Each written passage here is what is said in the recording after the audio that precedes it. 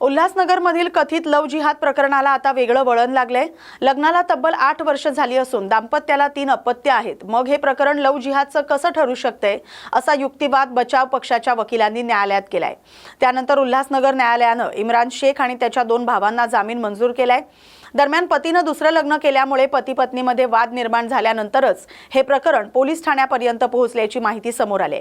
पीडित महिलेनं हिंदू नाव सांगून प्रेमसंबंध प्रस्थापित करून लग्न केल्याचा आरोप केला होता। तसंच बुरखा आणि हिजाब घालण्यास भाग पाडल्याचा, गोमांस खाण्याचा भाग पाडल्याचा आरोपही केलाय आणि हिंदू देवी देवतांशी विषयी आक्षेपार्ह वक्तव्य केल्याचाही आरोप तिनं केलाय। या प्रकरणी मध्यवर्ती पोलिसांनी इम्रान शेखसह 7 जणांविरोधात गुन्हा दाखल केला होता। त्यानंतर इम्रान शेख आणि त्याच्या 2 भावांना अटक करून न्यायालयात हजर करण्यात आलं। मात्र लग्नाचे जुने पुरावे, मुलांसोबतची छायाचित्र आणि इतर तांत्रिक बाबी विचारात घेत न्यायालयानं तिघांना जामीन मंजूर केला। हां सर, काय प्रकरण? इम्रान शौकीत शेख नावाचा इसम उल्हासनगर 3 मध्ये राहतो। त्याचं 2019 मध्ये एका हिंदू मुलीशी त्याचं लग्न जमलं आणि त्याचं अफेअर झालं आणि त्याच्यानंतर लग्न झालं त्यांचं।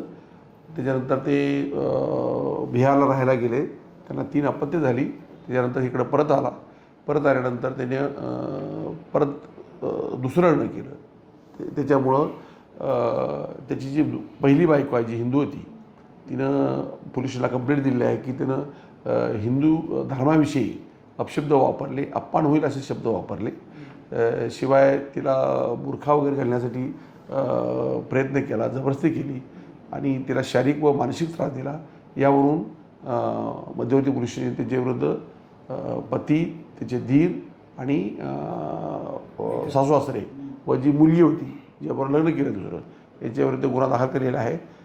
त्याच्यातील तिचा नवरा आणि 2 धीर यांना अटक करण्यात आली होतं। माननीय न्यायालयासमोर हजर केलं होतं। माननीय न्यायालयाने त्याची याच्यावरती मुक्तता केली आहे। सर, ॲक्च्युली बेस काय आहे जामीन दिला आहे? कोर्ट त्याचे लग्न 8 वर्षापूर्वी झाले। कोर्टाला त्यांनी फोटो वगैरे दाखवले त्यांचे लग्नापूर्वीचे आणि मग तो टेक्निकल मुद्दे काय, नोटीस त्यांना भाषेमध्ये पाहिजे वगैरे, याच्यावरती बेल दिला। नवी मुंबईतील तुर्भे परिसरात मुस्लिम महिलेची हत्या करून तिच्या अंगावरील सोन्याचे दागिने लुटल्याच्या घटनेनंतर परिसरात तणावपूर्ण वातावरण निर्माण झाले। घटनेनंतर 24 तास उलटूनही आरोपींना अटक करण्यात आली नसल्याचा आरोप करत मुस्लिम समाजातील नागरिक मोठ्या संख्येने रस्त्यावर उतरले। आंदोलकांनी रास्ता रोको आंदोलन करत आरोपींना तात्काळ अटक करण्याची मागणी केली। यामुळे काही काळ वाहतूक विस्कळीत झाली होती। परिसरात गोंधळाचं वातावरण निर्माण झाले। पोलिसांनी घटनास्थळी पोहोचून आंदोलकांची समजूत काढण्याचा प्रयत्न केला, मात्र आरोपींवर तातडीने कारवाई करण्याच्या मागणीवर आंदोलक ठाम राहिले। परिसरात मोठा पोलीस बंदोबस्त तैनात करण्यात आलाय। परिस्थिती नियंत्रणात ठेवण्यासाठी पोलिसांकडून प्रयत्न सुरू आहेत।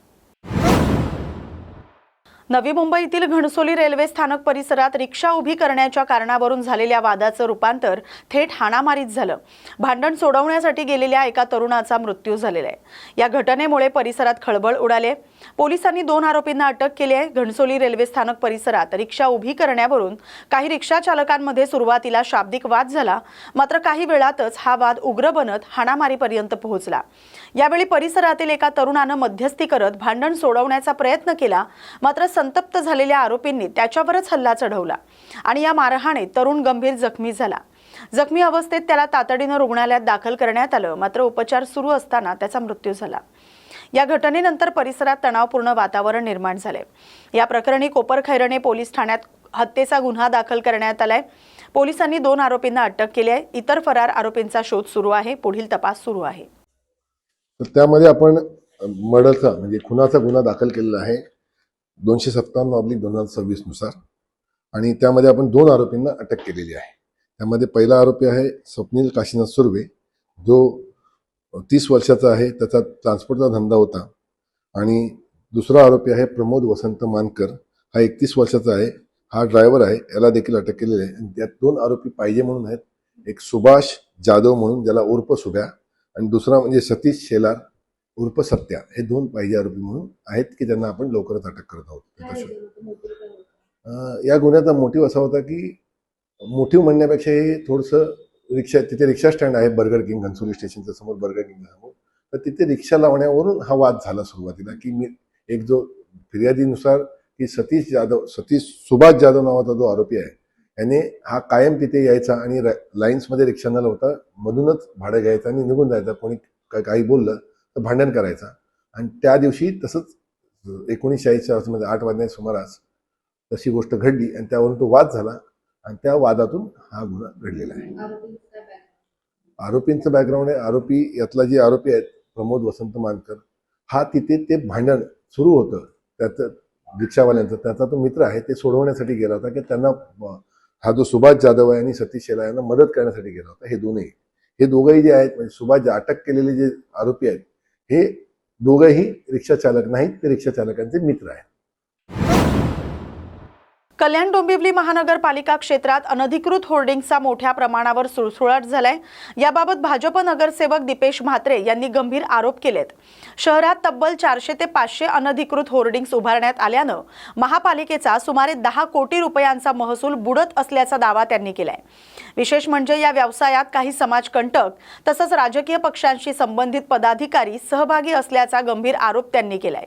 नाही, अनेक या शहरामध्ये एक होल्डिंग्सची कमिटी बनवण्यात आली आहे आणि या कमिटीच्या अंतर्गत काही धक्कादायक खुलासे आमच्या समोर आलेले आहेत की कल्याण डोंबिवली महानगरपालिकेमध्ये जवळजवळ 300 ते 400 अनधिकृत होल्डिंग्स या शहरामध्ये उभ्या आहेत आणि टोटल 2000 होल्डिंग्स आहेत, त्याच्यामधले जवळजवळ 400 ते 450 होल्डिंग हे अनधिकृत आहेत आणि कुठलीही महापालिकेची परवानगी न घेता दर वर्षाला महापालिकेचं जवळजवळ 5 ते 10 कोटी रुपयाचा महसूल या होल्डिंग्सच्या मालकांकडनं बुडवला जातो. गेल्या 5 वर्षांचा जर महसूल पकडला तर जवळजवळ 50 ते 40 कोटी रुपयाचा महसूल या होल्डिंग्स अनधिकृत होल्डिंग धारकांकडनं बुडवला गेला आहे. तर मी आयुक्तांना आज पत्र देणार आहे आणि याची चौकशी करून या सर्व होल्डिंग्सवरती कडक कारवाई करावी आणि हे होल्डिंग्स ज्यांनी उभे केलेत त्यांच्यावरती गुन्हे दाखल करावे अशी विनंती मी आयुक्तांना करणार आहे. काही पक्षाचे नेते सहभागी असल्याची बाब समोर आली नाही, पण चौकशीमध्ये हे सगळं समोर येईल. मला असं कोणावर आरोप करायचा नाही, परंतु याच्यामध्ये काही समाजकंटक सहभागी असल्याचा खुलासा काही ठिकाणी झालेला आहे. याची पूर्ण माहिती मी आज आयुक्तांकडे देणार आहे आणि त्या माहितीच्या आधारे कुठल्या प्रभागात किती अनधिकृत होल्डिंग आहे याची पूर्ण सविस्तर लोकेशनसह माहिती मी आयुक्तांकडे देणार आहे. त्याच्यावरती आयुक्तांनी मला आश्वस्त केलं आहे की याच्यावरती कडक कारवाई आम्ही करणार आहे. मध्ये महापालिकेने GR काढला होता आणि कल्याण पूर्वेतील अडवली ढोकरी परिसरातील नाल्यांची सफाई न झाल्यानं दरवर्षी पावसाळ्यात नागरिकांना मोठ्या त्रासाला सामोरं जावं लागतं. या पार्श्वभूमीवर शिवसेना नगरसेवक कुणाल पाटील यांनी शहर अभियंता अनिता परदेशी यांच्यासोबत परिसराची पाहणी केली. यावेळी मोठ्या संख्येनं नागरिक उपस्थित होते. पाहणी दरम्यान कुणाल पाटील यांनी शहर अभियंत्यांना पुष्पगुच्छ देत आता तरी नाल्यांची समस्या सोडवा आणि नव्यानं नालं उभारण्याचं काम तातडीनं सुरू करा अशी मागणी केली. तसंच पावसाळ्यात पुन्हा पाणी साचल्यास नागरिकांसह महापालिका आयुक्तांच्या दालनात ठिय्या आंदोलन करण्यात येईल असा सज्जड इशाराही त्यांनी दिलाय. दरम्यान मुख्य अभियंता अनिता परदेशी यांनी या संदर्भातील सविस्तर आराखडा तयार केलाय. लवकरच काम सुरू करण्यात येईल असं आश्वासन त्यांनी दिले. प्रभाग क्रमांक 17 अडवली ढोकली व पिसवली आणि गोलवली या ठिकाणी सिटी इंजिनियर असतील आणि इतर अधिकारी यांच्या माध्यमातून पाणी दौरा ठेवण्याचं आलं होतं आणि त्यांना एवढीच विनंती करण्याचं सर्व नागरिकांच्या माध्यमातून येते की अडवली हॉस्टिंग नगर परिसर तुम्हाला माहिती असेल की सारा जो कन्स्ट्रक्शन आहे गावकरचं काही कन्स्ट्रक्शनचं नाव आता मला लक्षात नाही, त्या साईडला पूर्ण पाणीचे नाले जे आहेत ते बंदिस्त केले होते. मागच्या वेळेस आम्ही ते काढलं होतं पत्रा वगैरे, पण त्या अनुषंगाने यावेळेस मला असं वाटतं की जास्त करून पाणी साचलं नाही पाहिजे, भरलं नाही पाहिजे, नागरिकांना त्रास झाला नाही पाहिजे. कारण घराघरामध्ये पाणी शिरतो आणि नागरिकांचे हाल होतात. ते हाल पुन्हा कधी असे झाले नाही पाहिजे, त्यासाठी आज पाणी दौरा ठेवण्याचं काम करण्यात आलेलं आहे. जर कॉर्पोरेशननी KDMCनी जर लक्ष दिलं नाही तर नागरिक आम्ही सर्व शासनाच्या विरोधामध्ये जाऊन शासना दरबारी बसणार, म्हणजेच आयुक्तांच्या कार्यालयाबाहेर बसणार. कारण असं उल्हासनगरमध्ये कोल्ड्रिंक्स, चहा, कॉफी तसंच पेढ्यांमध्ये गुंगीकारक औषध मिसळून नागरिकांना बेशुद्ध करत त्यांची सोनसाखळी आणि रोख रक्कम लंपास करणाऱ्या 2 सराईत आरोपींना विठ्ठलवाडी पोलिसांनी अटक केली. आरोपींकडून सोन्याच्या चैन जप्त करण्यात पोलिसांना यश आले। महिनाभरापूर्वी बदलापूर येथील तानाजी बोंद्रे हे उल्हासनगर कॅम्प क्रमांक 4 मधील विनस चौक परिसरात आले असताना आरोपींनी त्यांना कोल्ड्रिंक्स मधून गुंगीचं औषध देत बेशुद्ध केलं आणि त्यांच्या गळ्यातील सोन्याची चैन आणि रोख रक्कम लंपास करून फरार झाले। या प्रकरणाचा तपास करताना पोलिसांनी सीसीटीव्ही चित्रफीत, तांत्रिक विश्लेषण आणि गुप्त बातमीदारांच्या मदतीनं नितीन सुर्वे याला ताब्यात घेतलं। चौकशीत त्यानं साथीदार सतीश कनगिरी याच्यासोबत गुन्हा केल्याची कबुली दिली। पोलिसांनी आरोपींकडून 16 ग्रॅम वजनाची सोन्याची चैन जप्त केली आहे। दोघांनी अशाच प्रकारचे आणखी गुन्हे गेल्याची कबुली दिली आहे। मुख्य आरोपी नितीन सुर्वे हा सराईत गुन्हेगार असून त्याच्या विरोधात विविध पोलीस ठाण्यात गुन्हे दाखल असल्याची माहिती पोलिसांनी दिली। विठ्ठलवाडी पोलीस स्टेशन अंतर्गत विठ्ठलवाडी तपास पथकाने सदरची कामगिरी केलेली आहे। या कामगिरीमध्ये विठ्ठलवाडी पोलीस स्टेशनमध्ये घडलेल्या गुंगीकारक पदार्थ देऊन सोने काढून घेतलेल्या 2 जणांना आपण अटक केलेली आहे। यामध्ये जवळपास 16 ग्रॅम सोनं जे आहे ते रिकवर झालेलं आहे। गोपनीय बातमीदार आणि तांत्रिक विश्लेषणाच्या अनुषंगाने सदरचे जे 2 गुन्हेगार आहेत ते निष्पन्न झाले होते।